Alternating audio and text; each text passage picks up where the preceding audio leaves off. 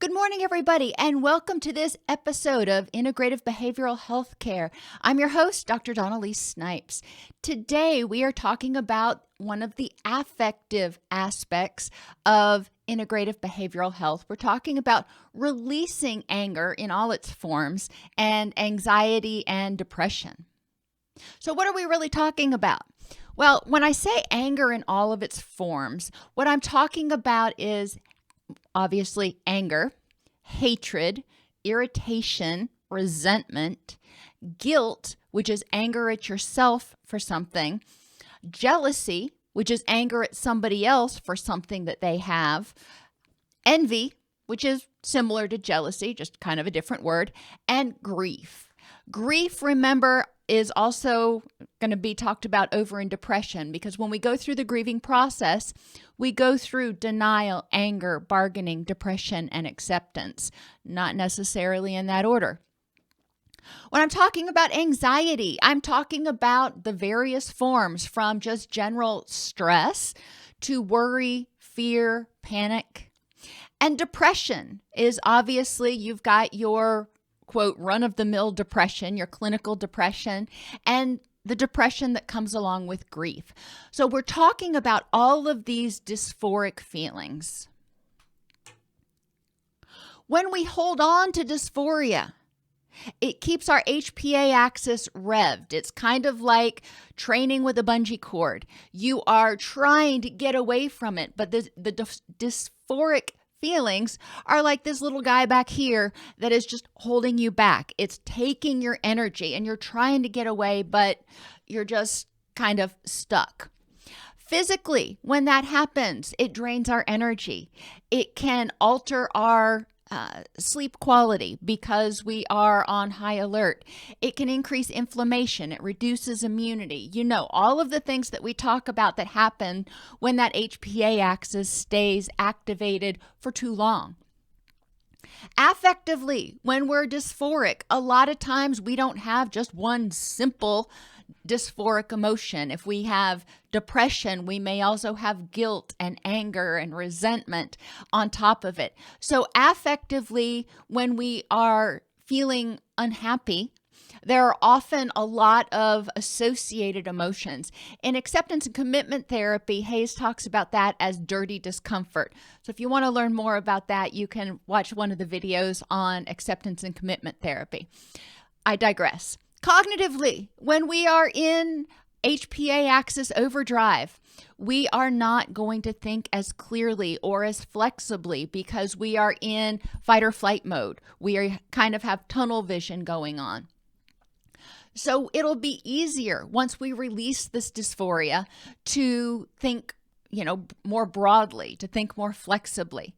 We'll have more energy in our environment and more energy to devote to our relationships when we are not nurturing the unpleasant feelings, which will improve our relationships and hopefully improve our environment. So let's talk about some of these things. Anger, remember, is your fight part of the fight or flee. Anxiety is the flee part of fight or flee. And depression is the forget about it part of fight or flee.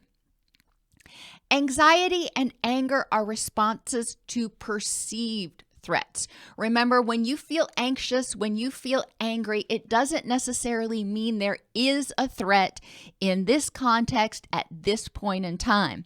It means there might be, and you need to use that energy that your body is freed up for you to check it out, to make sure that you're safe, to make sure that there is no threat.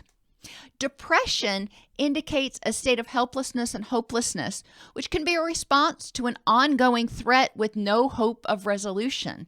If you are exposed to something and you just can't seem to escape it, you can feel depressed, you can feel hopeless and helpless. Depression can also occur as a result of grief over the loss of something or someone important. That is, again, a sense of hopelessness and helplessness. You're not going to be able to get that person or thing back. So you may go through a grieving period of depression where you lament not having that thing in your life, but it also is an opportunity to reflect on the things that are important in your life and redirect your energy towards some of those things to nurture them while they are still there. So sometimes depression can serve a motivating focus to help you kind of get some wind at your back again. It takes energy to stay angry, anxious, or depressed, and to complain and to blame. So we want to figure out what's a better way to use that energy. You have to make a choice. And you notice that is italicized, bolded, and underlined. You have to make a choice to use your energy to improve the next moment. And you may not have very much energy. You may only have a sliver of energy or an ounce or a drop or however you want to categorize it. But that energy that you do have, you have to make a choice how to use it. When I talk about dysphoria, a lot of times I use a dog poop analogy. We have a lot of dogs in our house, so it makes sense to me. But I can be sitting at the table or sitting in the living room and start smelling dog poop. And that is kind of like my HPA axis telling me that there might be a threat. Because, I get angry when I start to smell that. I'm like, oh, who did what where? Now, it doesn't necessarily mean that there is dog poop somewhere in the house. One of my dogs could have just passed gas, and they do that very well, thank you very much. But I have a choice at this point. I can sit on the sofa and get angry about the fact that a dog may have pooped somewhere in the house, and it's stinking up my house, and it's making me angry that it's stinking up my house, and I can complain about it. But is that going to do anything to resolve the smell? No. A better use of my energy is probably to get up and look around to see, is it dog poop or did somebody just pass gas? Because that helps me figure out, whether there's a problem or it's something else that may be fleeting. Your choice, when you feel distress, you feel anxious, you feel angry, you feel depressed for some reason. All right, notice that, acknowledge that, accept it non-judgmentally. That's your body telling you to do something. It's telling you that something may not be right and you need to check it out. All right. So what do we do once we figure out what's going on? We need to make sure we're safe. Look around, make sure you're safe. If not, do what you need to do to get safe. But then choose your energy for how to improve the next moment. It could be to use your distress tolerance skills. It could be to take a shower and get dressed. When people are grieving or depressed, sometimes taking a shower and getting dressed is a monumental task. But if you can at least do that day. I remember when my kids were young, and I had postpartum depression with both of them, but a lot worse with my son. Just getting up and taking a shower and getting dressed seemed like a monumental task some mornings, but I felt a lot better after I did it. Partly because I got up and got out of bed, but partly because when I forced myself to do that, I was helping to reset those circadian rhythms. You may use your energy to make a doctor's appointment if you are feeling clinically depressed or you just can't seem to shake that anxiety. Maybe what you need to do is see a doctor and get evaluated for any physiological causes of what's going on. Or, maybe you want to consider a short course of medicine. That's a reasonable choice. You may choose to call a friend or to pray. Sometimes screaming into a pillow when you're angry can help. And that may seem juvenile, but let's think about it. We know that when we breathe in, hold, and breathe out, when we slow our breathing down, it actually triggers the relaxation response. Well, when you scream into a pillow, what are you doing? You're taking a big breath in, you're holding it for a second, and then you are exhaling. And it's really slow. So yes, you're screaming, but you're also slowing your breathing, which can help release some of that tension and start triggering the rest and digest. You can also practice deep breathing and maybe even add in a little aromatherapy. Take in that breath, that soothing smell. Back when I was very young, there was a commercial for Calgon bath beads or bubbles or whatever it was, and their slogan was Calgon, take me away. And you could see this woman just soaking down into her tub and taking this deep breath and letting all the stress go. So aromatherapy can have a place. Deep breathing, we know, has a place. But it's up to you to figure out what is the best way to use my energy now. You can ask yourself, how is what I'm doing right now helping me to improve the next moment? And I would ask you right now, how is what you're doing right now helping to improve the next moment? You know, maybe you're learning by watching this, you're learning about or hoping to learn about new skills that you can use to help you de-stress when you get anxious. Or maybe you're hoping to find something that you can use right now. I don't know. What can you do as soon as this broadcast is over to improve the next moment? Even if you're having a great day, what can you do to make it even better? What can you do to continually use your energy to work towards that rich and meaningful life that's filled with happiness that you hope to have?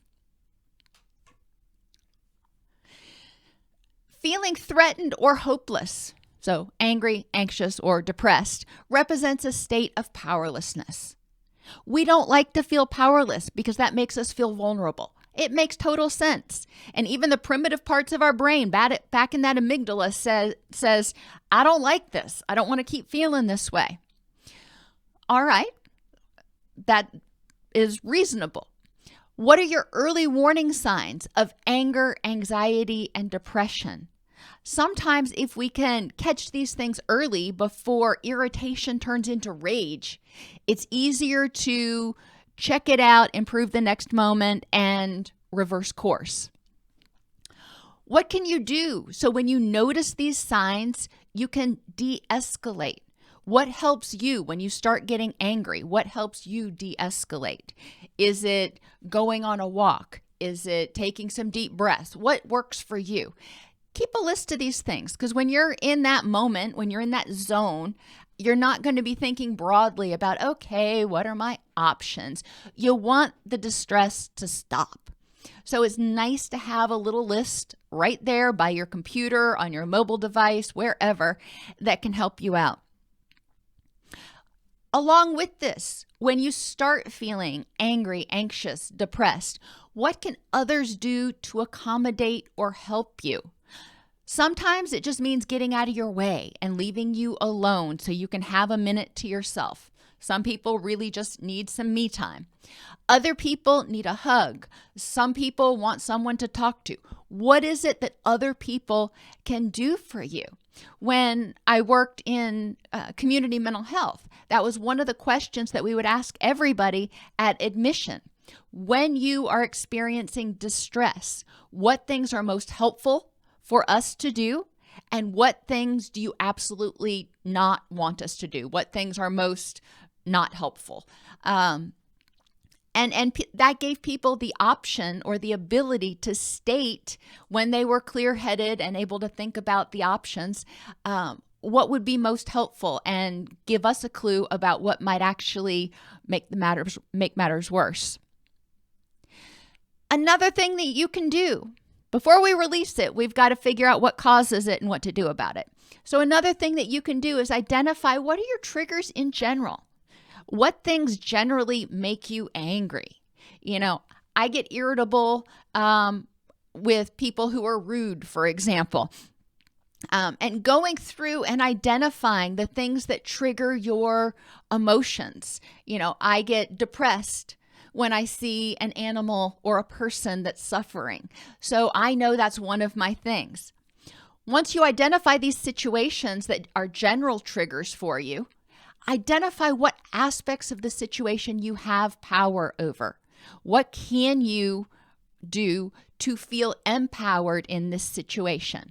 With animals, I can't rescue every animal. I've had to accept that, but I can engage in animal rescue. I can engage in animal advocacy. So in terms of my depression about animals who are suffering, that's something that I have power over. I don't have power over, backyard breeders and other things. So thinking about each of your general triggers, identifying what aspects you have power over will help you. So whenever you encounter those situations, you don't automatically feel powerless. You know that, okay, there are some things that I can do in this situation that can help me feel empowered. In what ways is holding on to your anxiety, anger, or depression helpful to you? And yes, it can be helpful. We hold on to it for a reason. A lot of people hold on to their anxiety because they're afraid if they let it go, then they won't be alert to threats that are going on. So examining, what is motivating you to hold on to these feelings? And in what ways is holding on to those dysphoric emotions unhelpful? Now, remember, I said at the beginning, feeling them, identifying them, accepting them non-judgmentally, that's always helpful. That's your brain trying to communicate to you. Holding on to them and nurturing them for hours on end without doing anything about them, that can sometimes be unhelpful. What are you afraid will happen if you let go of your anxiety, anger, and depression? Is that belief accurate?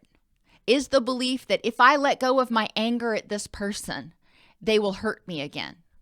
Is that belief accurate? Well, and we talked about this, a couple weeks ago when we talked about anger. Not necessarily.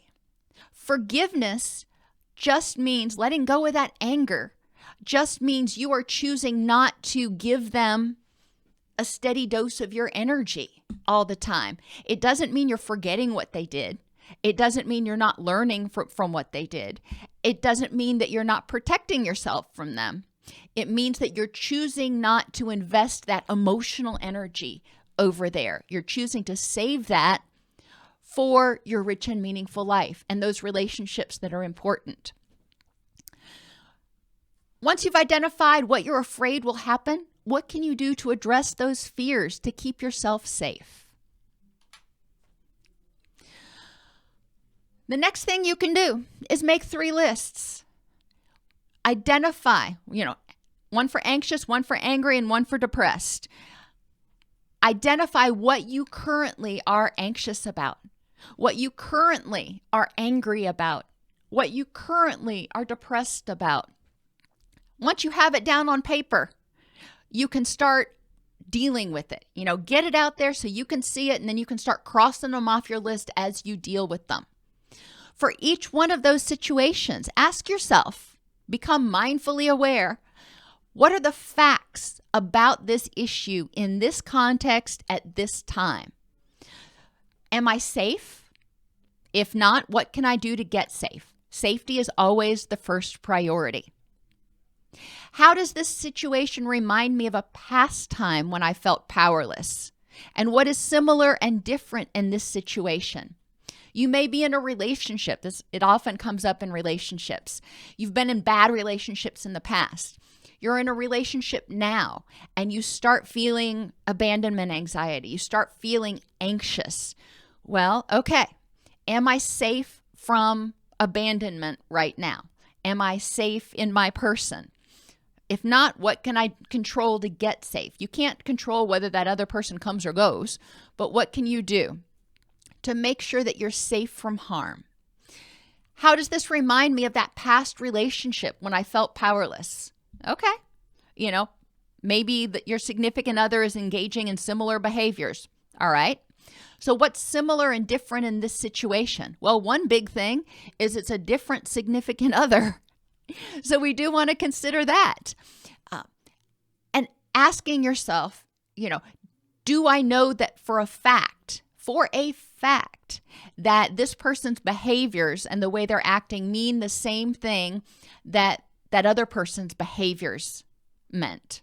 And the chances are probably not. So it's important to look at that transference and not hold people and situations in the present hostage for something that happened in the past. Be informed by the past, but judge the present on its own merits. What part of this situation do I have control over? What are my toward options? So let's stay with abandonment anxiety for right now. One of my toward options might be talking to my significant other and telling them how I'm feeling and why, or asking them about what's going on. Maybe another toward option is to call my best friend and run it by her, see what her take is on it because she's more objective. Maybe going on a walk is a better toward option because sitting there stewing over it isn't doing me any good. You see where I'm going here? Figuring out what parts of the situation do I have control over? How can I improve the next moment? How can I keep myself safe and improve the next moment? And then finally, what is the probability that if I do what I can to improve the situation, that there will still be a terrible outcome? What's the probability that if I talk to my significant other, that I am going to find out that they are getting ready to abandon me? What's the probability that that's going to happen? What's the probability that if I use my energy proactively, that the worst case scenario is going to play out? Most of the time, the probability of the worst case scenario is pretty small. Okay, so you've figured out what you are angry, anxious, or depressed about. You've started identifying ways you can improve the next moment to deal with it. Once you have done all that you can, you have this residual feeling of anxiety or dysphoria sometimes, or tension. Sometimes a situation can't be completely resolved right now. You have to have patience. And during that time when you're having patience, stewing on or continuing to hold on to that anxiety or anger or depression just in case, that's not doing you any good, because continuing to be anxious isn't solving the problem. So once you're safe, you've done what you can to improve the next moment, it's important to trigger that relaxation response. Continuing to stay revved is only going to impair your health, your energy, your happiness, and maybe your relationships. So make a choice. I've identified the problem. I've done what I can. Now I'm going to make a choice to use my energy in a more positive way.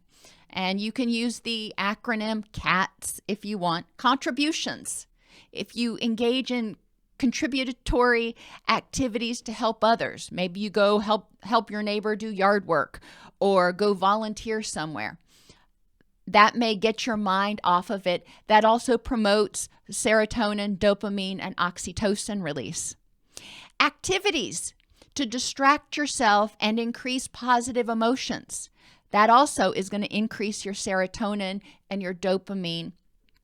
And when you're proactively doing these activities that you enjoy, it's going to down-regulate that HPA axis because you're helping, as serotonin and dopamine go up, cortisol is going to go down.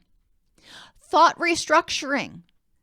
Embracing the good with the bad, trying to focus on the positives. Any of those cognitive behavioral tools that you want to try to use, those are things that you can do when those unpleasant thoughts start to resurface again. You can try to restructure those thoughts so they are more powerful, so they reflect you having more power in that situation instead of reflecting a sense of hopelessness and helplessness. And S stands for sensation immersion. We've talked in other videos about how aromatherapy, massage, just walking outside and feeling the sun beat on your face for a minute, not for too terribly long, can help release serotonin and dopamine and endorphins. Exercising can also help release those. So you start using your energy to promote those positive neurotransmitters and start feeling better, start improving your energy. Deep breathing and guided imagery can also be helpful. Now, there are a lot of different techniques that you can use. One that I like is when I'm feeling anxiety or anger. When I inhale, and it's the deep breathing, inhale for 8, hold, exhale for 8. When I inhale, I envision the air coming into my body being this brilliant blue color. I love blue, so blue, and it's calming and it's cooling. I hold it for a second. As I exhale, that blue has turned to red. It's absorbed all of the anger and anxiety. And as I exhale, I envision that air coming out being red and taking all of the hot emotions with it. When I'm depressed, I do the same thing, but instead, as I inhale yellow. Yellow is cheerful to me. Sometimes it's purple, but we'll stick with yellow for this. As I inhale yellow. And when I exhale, I'm exhaling all of the blackness, all of the darkness that I'm feeling. And, you need to do it a few times, but it can be helpful. It occupies your mind, and it also slows your breathing, slows your heart rate, and triggers that rest and digest. When you're inhaling, remember, feel the power and positive energy pulsing through your body. When I do it, I inhale, I feel that blue coming in, and almost like it's joining with my blood and going through all of my veins and arteries and scouring for anger and anxiety to absorb it. Sort of thinking about it that way, but feeling it come in and energize your body. You can use progressive muscular relaxation, and I have a video on that on the YouTube channel. There are other people that have progressive muscular relaxation videos, but the big thing to remember with progressive muscular relaxation is to focus on 2 things. Noticing, being able to actually relax your muscles, and feeling that tension and energy move out of your body. So I like to start from the head and move down. And every time I tense and then I release, I imagine the energy and the distress being pushed out, being pushed further down, kind of like when I'm power washing the sidewalk. And then it goes out my fingertips and out my toes eventually. So with progressive muscular relaxation, we'll start at the top, start at your head. As you inhale, you tense your scalp muscles. You hold that for a second. You notice what it feels like tense. And then you actually relax and you feel those muscles relax. When you feel those muscles relax, what's happening actually is the blood flow's going back to that area. But you can envision the blood coming in and grabbing the tension and moving it out of your scalp. And you do that for every muscle group all the way down to your toes. When you tense, hold your breath. Notice what that tension feels like. As you exhale, say in your head, relax, and feel the tension moving out of your body. You can also try to release some of the distress with what I call positive power mantras. Breathe in, hold it for a second, and then as you exhale, say your mantra. A few, I am strong, I am courageous, I can get through this. Or I am loved, I have people who will help me, God loves me.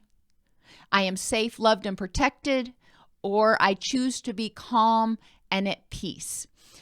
You can write your own positive power mantra, but basically you are trying to reassure and nurture yourself, just like a loving parent would have done, to help you feel calmer and relaxed, even if the adversity is not completely resolved. You can try turning your focus.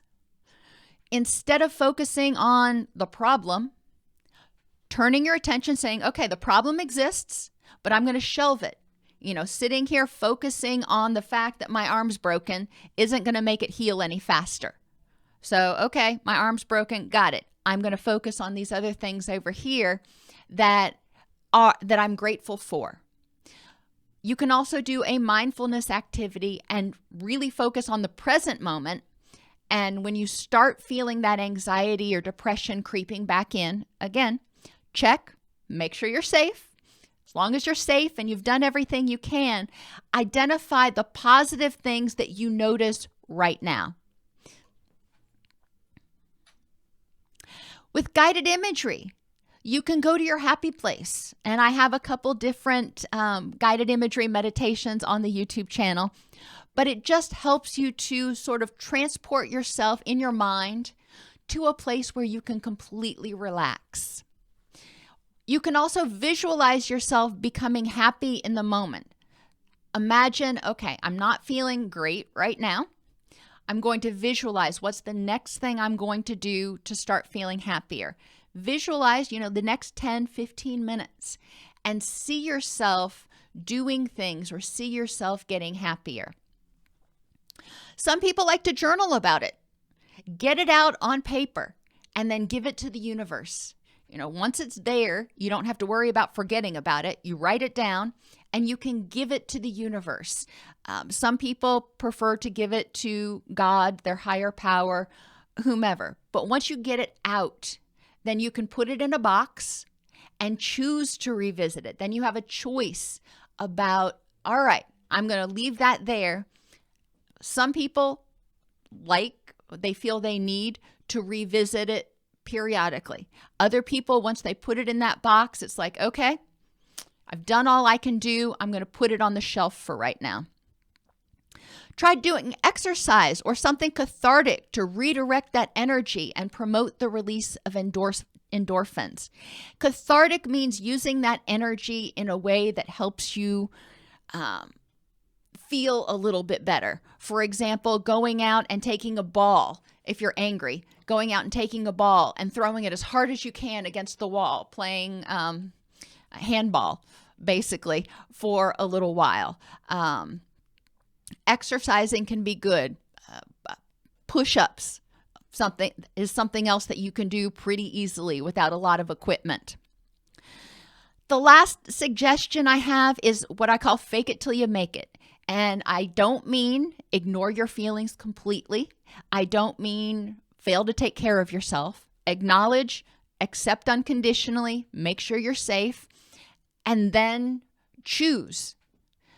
Remind yourself that as distressful thoughts arise, that you're safe. Maybe you're waiting on test results from the doctor. Okay. You've done everything you can. You went to the doctor, you got the test done. Now it's a waiting game. And stressing over those test results is just going to make you irritable, drain your energy, impair your sleep. So, okay, I've done everything I can to deal with this situation right now. When distressful thoughts arise, I'm going to remind myself, I have already done everything I can. I'm safe. And I am going to choose to commit my energy to other things that are important in my life. In dialectical behavior therapy, Marsha Linehan talks about turned up smile and open hands, just trying to be present in the moment. When we adjust our nonverbals, even if we're all by ourselves, when we adjust our nonverbals, it actually can help improve our mood. Dysphoric emotions serve a purpose to motivate you to do something to ensure that you're safe and appreciate what you have in the present moment. Once you're safe and you've done what you can to improve the next moment, to address the situation, actively triggering the relaxation response can help downregulate your HPA axis, which can help improve your mood, increase your energy, and improve your health.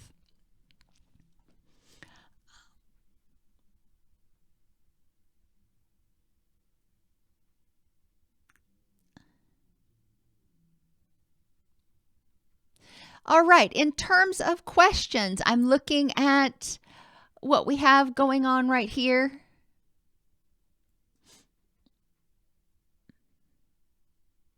It's important to remember when you're engaging in towards behaviors, if one of those is seeking emotional support from someone, you want to make sure that what you're engaging in is helpful and moving you toward your goal of a rich and meaningful life. If all you're doing is commiserating, then that's probably an away behavior.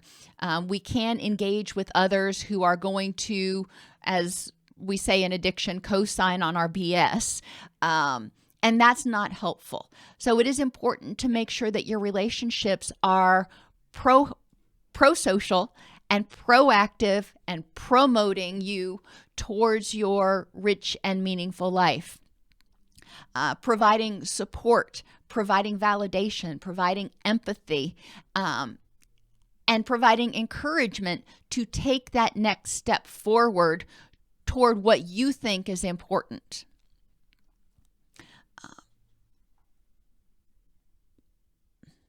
In terms of sharing this information with other people, not everybody is ready, willing, or able to hear it. People have to be at a level of readiness for change. And I have several videos on the YouTube channel that talk about stages of readiness for change and increasing motivation. But until someone is motivated to start using their energy, nothing that you say to them is probably going to land because they don't want to hear it. They're not ready or open to any new ideas. And there are a lot of reasons people may be in what we call the pre-contemplation stage of change. And it's important to be sensitive to that. A lot of times people are in pre-contemplation either because they don't realize there's a problem or because they feel hopeless and powerless. And it's important to be sensitive to that, maybe they've tried to recover before, whether it's depression or anxiety or, pain, and it hasn't stuck. Maybe it helped for a little while, but it didn't stick and they relapsed. And that can cause people to be hesitant to start trying to change again. So we do want to be sensitive to that. And in that case, it may be helpful to enlist, a counselor or a spiritual guide to help you figure out what direction might be useful. There's nothing that I can do from, just talking in generalities that can really help in any individual situation to get somebody to change.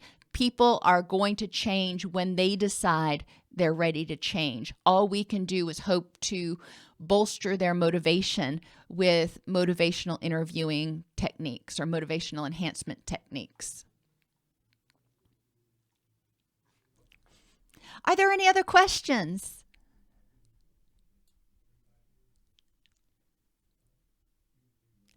I really appreciate everybody taking time out to be with me. I know for a lot of you, you're still on your holiday break, so I appreciate you being here and enjoy having you guys present. This is part of that ongoing 6 weeks to a happier, healthier you series. So tomorrow we will be talking about cognitive tools.